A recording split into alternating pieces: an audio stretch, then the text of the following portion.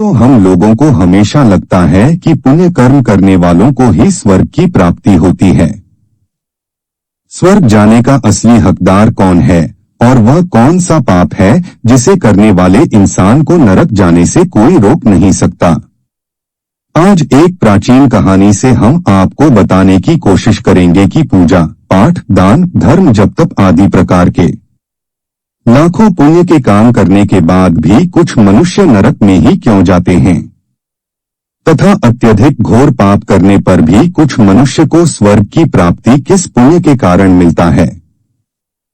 ऐसा वह कौन सा पुण्य है जो इंसान के लाखों पापों का नाश करता है, और ऐसा वह कौन सा पाप है जो उसके पुण्य को नष्ट कर डालता है। तो चलिए दोस्तों, बिना देरी किए शुरू करते हैं। नमस्कार दोस्तों, आपका स्वागत है हमारे YouTube चैनल में। हम आपके लिए बहुत सारी अच्छी और लाभदायक कहानी लाते हैं। तो आज भी हम वैसे ही एक लाभदायक और ज्ञान वाली कहानी लाए हैं। अगर आपको वीडियो अच्छी लगे तो हमारे चैनल को सब्सक्राइब जरूर कर देना। और दोस्तों, आपसे वीडियो शुरू करने से पहले एक रिक्वेस्ट है कि वीडियो को अंत तक जरूर देखना, तभी आपको एक लाभदायक जिंदगी मिल पाएगी। तो चलिए शुरू करते हैं। एक वक्त की बात है, एक गांव में एक युवक रहता था। उसे हर वक्त चिंता सताती रहती थी कि उसने अपने जीवन में कौन से बुरे कर्म किए होंगे जो इतना कष्ट उसे देखना पड़ रहा है। वह अपने रोज के मरे हुए जीवन से परेशान हो गया था। एक दिन दुखी होकर वह एक पेड़ के नीचे बैठा था। तभी उसका एक मित्र वहां आता है और उसे उसके दुख का कारण पूछता है। तो वह अपने मित्र को सब कुछ सुना देता है। तब उसका मित्र कहता है, भाई तुम चिंता मत करो। गांव से कुछ दूर एक साधु अपने आश्रम में रहते हैं, तुम उनके पास जाओ। जो भी उनके पास जाता है उसकी समस्या दूर हो जाती है। तब वह इंसान कहता है कि भाई अगर ऐसा है तो मैं आज ही उनके पास जाऊंगा। फिर वह इंसान उस साधु से मिलने के लिए चलने लगता है। गांव से कुछ दूर चलने के बाद उसे एक आश्रम दिखता है। वह आश्रम में जाकर साधु को नमस्कार करता है और अपने दुखी मन से पूछता है, हे साधु महात्मा, कुछ व्यक्ति पाप करने पर भी स्वर्ग में क्यों जाते हैं और कुछ व्यक्ति को पुण्य करने के बाद भी नरक में क्यों जाना पड़ता है? ऐसा वह कौन सा पाप है जो सभी पुण्य को नष्ट कर डालता है, और वह कौन सा पुण्य है जो समस्त पापों को भस्म कर डालता है? तब साधु मुस्कुराते हैं और कहते हैं, बेटा आज तुमने संसार के कल्याण हेतु उत्तम प्रश्न किया है। इसी संदर्भ में आज मैं तुमको एक प्राचीन कहानी सुनाता हूँ, जिसे सुनकर तुमको तुम्हारे सभी प्रश्नों के उत्तर मिल जाएंगे। इसीलिए तुम इस कहानी को ध्यान से पूरा जरूर सुनना। वह इंसान कहता है, हे साधु भगवान, आपके मुख से इस कहानी को सुनना मेरा सौभाग्य है।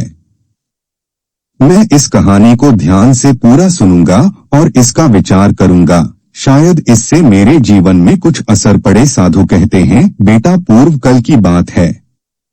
मध्य प्रदेश के एक नगर में एक ही समय पर 4 व्यक्तियों की मृत्यु एक ही साथ हुई थी। वह सभी लोग विचारों में अलग अलग और अलग अलग प्रदेश के रहने वाले थे। केवल संयोग से ही उन चारों का अंत एक ही समय पर हो गया था। एक ही समय पर यमदूत उन चारों को लेने के लिए आए थे।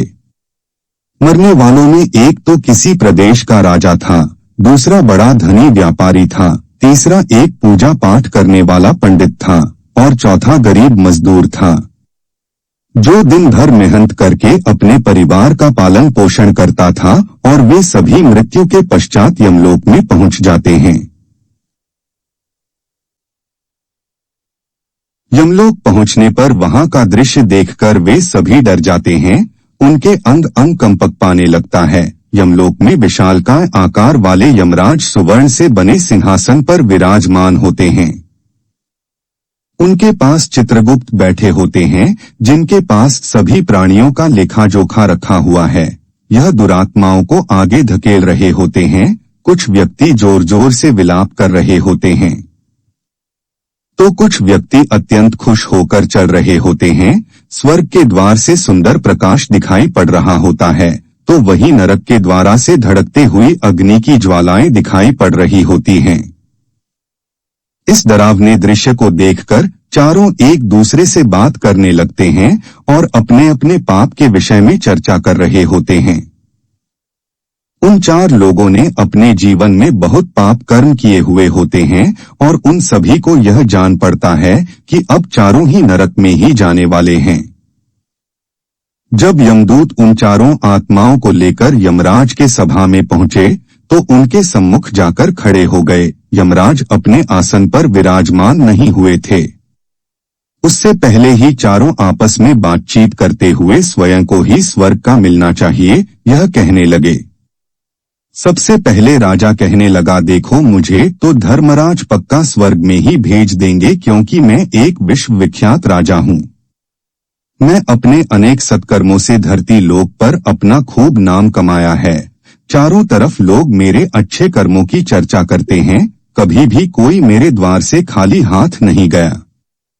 जो भी आया मैंने उसे इतना दिया कि वह जीवन भर मेरा नाम नहीं भूल पाया है। हर तरफ मेरे नाम का यश गुणगान हो रहा है। मेरे द्वारा दिए गए दान से लाखों लोगों को खाने को अन्न मिला और रहने को घर मिला। इसलिए मेरे कर्मों को देखते हुए धर्मराज मुझे पक्का ही स्वर्ग में भेजेंगे। राजा की बात सुनकर वह धनी व्यापारी हंस पड़ा और बोलने लगा, तुम तीनों तो इतने बड़े पापी हो कि तुम लोगों को नरक में जाना ही पड़ेगा। तुम लोगों ने घोर पाप किए हैं और इसीलिए यमराज तुम लोगों को कभी माफ नहीं करेंगे। यहाँ पर मौजूद मैं अकेला ही सबसे अधिक पुण्यवान हूँ। मैं अपने जीवन में बहुत पूजा पाठ किया है, ब्राह्मणों को दान दक्षिणा दी है। मैं मृत्यु से पूर्व गाय का दान भी किया है और अब मेरे सभी पुत्र पुत्री मेरी आत्मा की मुक्ति के लिए बड़े कार्यक्रम का आयोजन कर रहे हैं। वह मेरे लिए श्राद्ध, दान, तर्पण कर रहे हैं, यज्ञ कर रहे हैं। इसीलिए मैं सबसे ज्यादा पुण्यवान हूँ। मेरी 2 पत्नियों और 5 पुत्र हैं। इतने लोग मेरी मुक्ति के लिए उपाय कर रहे हैं और हाँ, मैंने अपने जीवन में कभी कोई पाप नहीं किया है और जाने अनजाने में किया भी होंगे तो मेरे पुत्रों के श्राद्ध आदि के कार्यों द्वारा मेरे पाप भी नष्ट हो जाएंगे। मैं नित्य देव पूजा करता था, मंदिर जाता था, द्वार पर आए अतिथियों को भोजन करता था। इसीलिए मुझे पूरा विश्वास है कि यमराज मुझे नरक में नहीं डालेंगे और मुझे मोक्ष की प्राप्ति निश्चित ही होगी। धनी व्यापारी की बात सुनते ही पंडित जी कहने लगे, अरे भाई, क्यों फिजूल की बातें कर रहे हो? स्वर्ग में जाना कोई आसान काम नहीं है। स्वर्ग में जाने के लिए दान के साथ साथ पूजा पाठ करना पड़ता है। इसीलिए स्वर्ग में प्रस्थान तो मैं ही करूंगा, क्योंकि मैं भगवान का खूब पूजा पाठ किया है। पूरा जीवन मेरा पूजा आराधना में बीता है। मेरे शुभ कर्मों के कारण मेरे लिए ही धर्मराज स्वर्ग का दरवाजा खोलेंगे, यह बात मैं अच्छी तरह से जानता हूँ। जब इस प्रकार तीनों ने अपनी अपनी बातें की और अपने अपने विचार रखे, फिर वह तीनों लोग उस चौथे मजदूर व्यक्ति की ओर देखते हैं कि अब यह क्या कहता है, क्या इसने भी कोई अच्छा काम किया है या नहीं, या फिर इसका पूरा जीवन मजदूरी करते हुए दूसरों के अधीन रहकर ही बीता है। मजदूर उन सब की बातों को चुपचाप नीचे नजरें झुकाए खड़ा सुनता रहा और वे तीनों बड़े गर्व से अपनी प्रशंसा में झूम रहे थे। तभी धर्मराज अपने साथी चित्रगुप्त के साथ दरबार में हाजिर होते हैं। चित्रगुप्त के हाथों में एक मोटी सी किताब थी जिसमें समस्त प्राणियों के कर्मों का लेखा जोखा लिखा था। धर्मराज अपने आसन पर विराजमान होते हैं। उसके बाद चित्रगुप्त ने राजा को अपने पास बुलाया और उसे पूछने लगे कि तुम बताओ, तुम तो धरती पर बड़े ही विख्यात राजा थे। तुमने अपने जीवन में कौन कौन से शुभ कर्म किए हैं तथा कितने लोगों को दुख दिया है, कितने लोगों का भला किया है? मैं अपनी पुस्तक में देखकर यह फैसला करूंगा कि आप स्वर्ग में जाने के अधिकारी हैं या नहीं। तब बड़े गर्व के साथ राजा अपने कर्मों को बताता है। हे मुनिवर, मैं एक बहुत बड़े राज्य का स्वामी था। मेरा राज्य बड़ा ही समृद्ध और खुशहाल था। मेरे राज्य में गरीब लोग बहुत ही कम थे। सब मेरी छत्र छाया में बड़े आनंद के साथ जीवन यापन कर रहे थे। मैंने अपने राज्य के लोगों को किसी चीज की कमी नहीं होने दी। मेरे यहाँ हर भूखे को भोजन मिलता था। लाखों की धन मोहर उन्हें रोजगार भी दी जाती थी। प्रजा लोग मुझसे बहुत खुश रहते थे। यही मेरे जीवन के अच्छे कर्म है। राजा की बात सुनकर चित्रगुप्त ने अपनी पुस्तक उठाई और उसमें देखने लगे।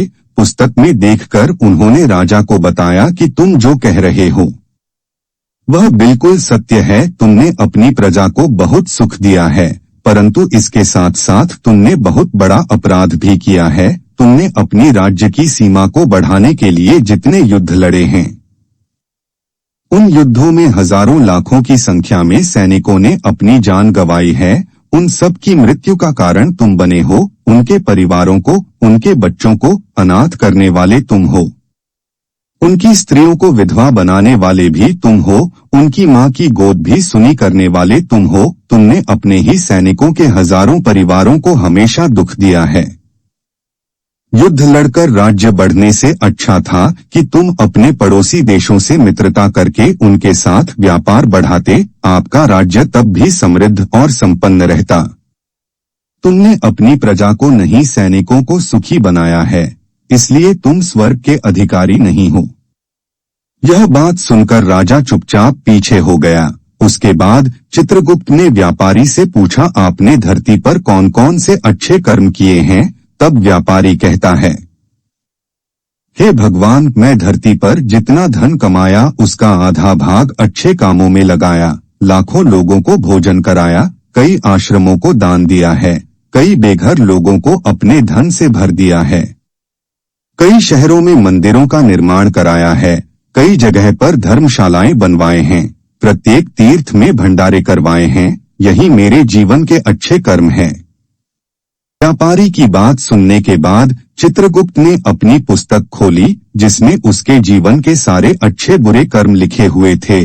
फिर यमराज कहते हैं, अरे दुष्ट, तूने जो पाप किया है वह तो उन चारों के पापों के सामने कुछ भी नहीं है। तेरे एक पाप के कारण तेरा सारा पुण्य फल नष्ट हो गया है। यदि तूने यह पाप नहीं किया होता तो तू स्वर्ग में जा सकता था, लेकिन तूने यह पाप जानबूझकर किया है, इसीलिए तुझे नरक में अवश्य जाना पड़ेगा। इतना सुनकर वह धनी व्यापारी बोलता है, हे धर्मराज, इन चारों ने जो भी पुण्य किए हैं वह तो मैं भी किए हैं, बल्कि उनसे ज्यादा किए हैं। फिर भी मैंने ऐसा कौन सा पाप किया है जो मुझे नरक में भेजा जा रहा है? यमराज कहते हैं, याद कर, तूने उसे अबला विधवा नारी पर गलत लांछन लगाया था कि उसने तेरे घर पर चोरी की है, और इसके साथ ही तूने उसके ऊपर कई अन्य गलत लांछन लगाए थे। उसे व्यभिचारिणी और वैश्या कहकर उसके चरित्र का हनन किया है, और राजा ने उसे सत्य समझकर उस अबला विधवा नारी को मृत्यु दंड दे दिया था। व्यक्ति ब्रह्मा हत्या, चोरी, मदिरापान आदि प्रकार के घोर पापों से भी प्रायश्चित करके मुक्त हो सकता है, किंतु दूसरों पर गलत लांछन लगाने पर कोई प्रायश्चित नहीं है। जो दूसरों पर गलत आरोप करता है, सत्य जानकर भी दूसरों को झूठ कहकर उनके ऊपर दोष डालता है, वह तो सबसे बड़ा पापी है। उसके द्वारा किए गए सभी पुण्य नष्ट हो जाते हैं। इसीलिए तूने जितने भी पुण्य किए हैं वे सभी उस एक पाप के कारण नष्ट हो गए। तुमने धरती पर जो दान धर्म किया है वह तुमने उस पैसे से किया है जिसको कमाने के लिए तुमने बहुत झूठ बोला है। तुमने ठगी की है, कई चीजों में मिलावट करके बेचा है, नकली चीजों को असली के दाम में बेचा है, कितने व्यापारियों को रास्ते से हटाया है। तुम्हारे इन कर्मों से अनजाने में कितने लोग बीमार होकर मर गए हैं, कितनों ने आत्महत्या कर ली, कितनों की मेहनत का पैसा तुम्हारे पास चला आया। उन सब लोगों की बद्दुआ तुम्हारे साथ है। तुमने जो कुछ भी अच्छा काम किया है वह कर्म शून्य हो गया है, इसलिए तुम्हारे पास भी तुम्हारा कोई शुभ कर्म नहीं है। तुम स्वर्ग में जाने के अधिकारी नहीं हो। चित्रगुप्त की बात सुनकर व्यापारी भी बड़ा उदास होकर पीछे हो गया।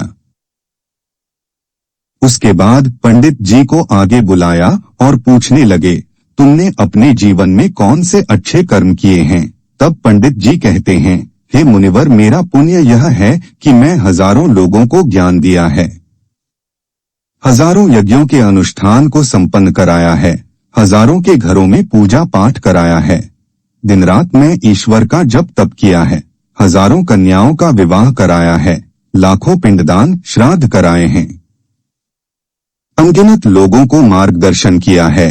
इससे ज्यादा शुभ कर्म और क्या हो सकता है? तब चित्रगुप्त अपनी पुस्तक में देखकर बताते हैं, हे पंडित महाराज, आपका कहना सत्य है।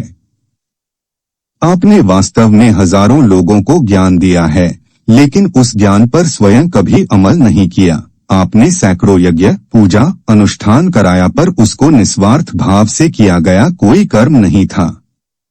तुम हमेशा से धन के लालची रहे हो, इसलिए तुम स्वर्ग में जाने के अधिकारी नहीं हो। अब वह पंडित जी भी उदास होते हुए पीछे हो गए।